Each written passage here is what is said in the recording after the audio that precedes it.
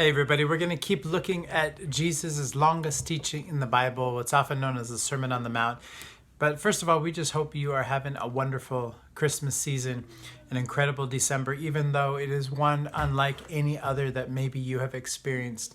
I hope you could believe that even though so many things in the world have changed, so many things haven't changed as well.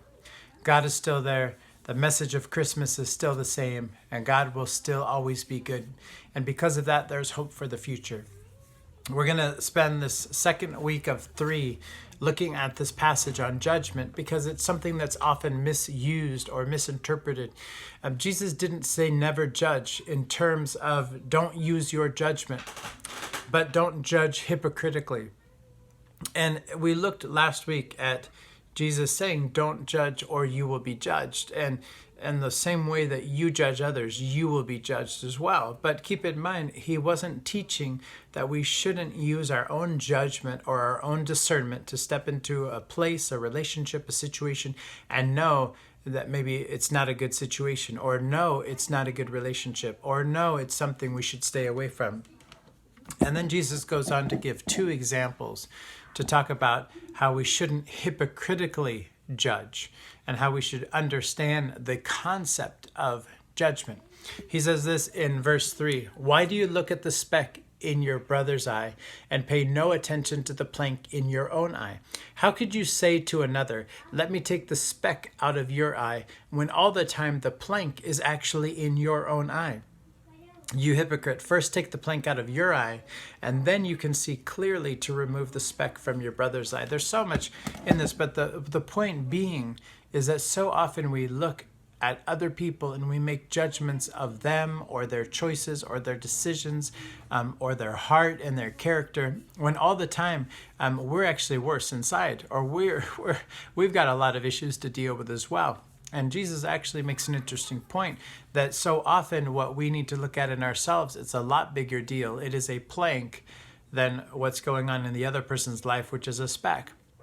And so often when we don't look inside, it's not that we just don't see ourselves clearly, we don't see other people clearly as well.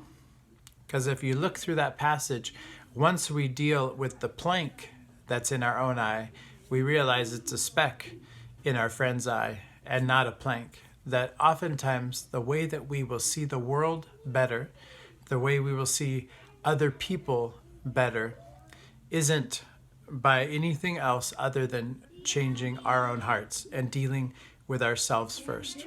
And there's very few people I know in my life who are incredibly gracious, that when they look at somebody else, they will always default to grace. They will always default to things. And there's one guy in particular in our church who comes to mind, that whenever there's something questionable or something not quite as good about somebody's decision or choice, he'll for sure say something like, well, maybe they're just having a bad day, Pastor Steve, or maybe they just weren't sure what to do. Or maybe, maybe it was just, too challenging for them in that moment. And it's inevitably, he will default to grace, which is what the Bible teaches us, which is what Jesus modeled for us, which is what God calls us to do. And a big element of being able to do that is this: looking at our own selves and realizing how much we have to work on and working there. That is the place to start. And as we work on our own hearts, then we begin to understand that people are a lot better off than we actually see them for. I hope that as we think about judgment, we could realize we're called to use our judgment, but we're also called to look at ourselves first.